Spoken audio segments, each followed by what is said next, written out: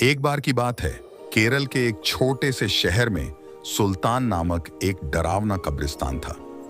ऐसा कहा जाता था कि उस कब्रिस्तान में विभिन्न प्रकार के अलौकिक शक्तियां रहती थीं।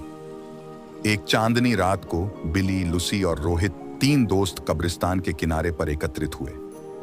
अचानक उनको कब्रिस्तान से भयानक फुसफुसाहट की आवाज सुनाई दी। आवाज कहां से आ रही है, यह देखने के लिए वे हाथ में टॉर्च लेकर सावधानी से कब्रिस्तान के गेट से अंदर घुसे।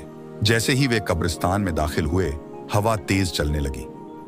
अचानक उन्होंने एक इंसान को एक मकबरे के पास टहलते हुए देखा। वो उदास और खोया हुआ दिखाई दिया।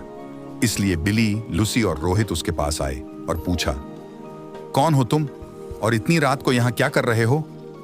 तो उसने जवाब दिया कि मैं एक आत्मा हूं और मेरा नाम अकबर है।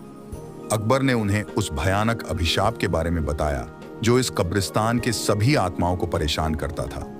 हर रात एक प्राचीन चुड़ैल जागती थी और कब्रिस्तान पर जादू करती थी और अकबर जैसी मासूम आत्माओं को अपने वश में कर लेती थी।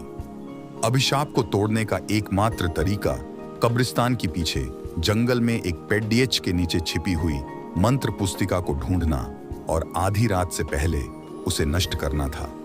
जादुई पुस्तक ढूंढने की दृढ़ संकल्प लेकर बहादुर तिकड़ी अपने मिशन पर निकल पड़ी।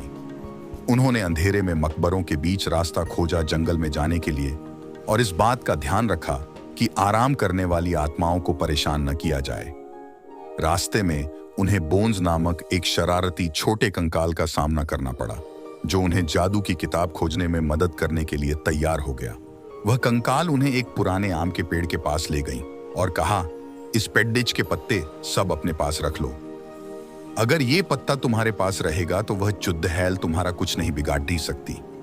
और यह कहकर वह कंकाल वापस कब्रिस्तान की तरफ चला गया। आम के पत्ते को अपने हाथ में लेकर तीन दोस्त जादुई किताब ढूंढने लगे।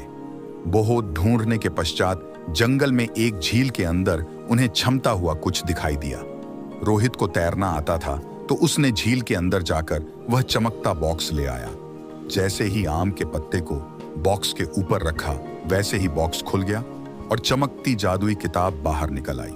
आधी रात करीब आते ही वे तीनों अपने हाथों में जादू की किताब लेकर श्राप को तोड़ने के लिए कब्रिस्तान की तरफ बढ़े।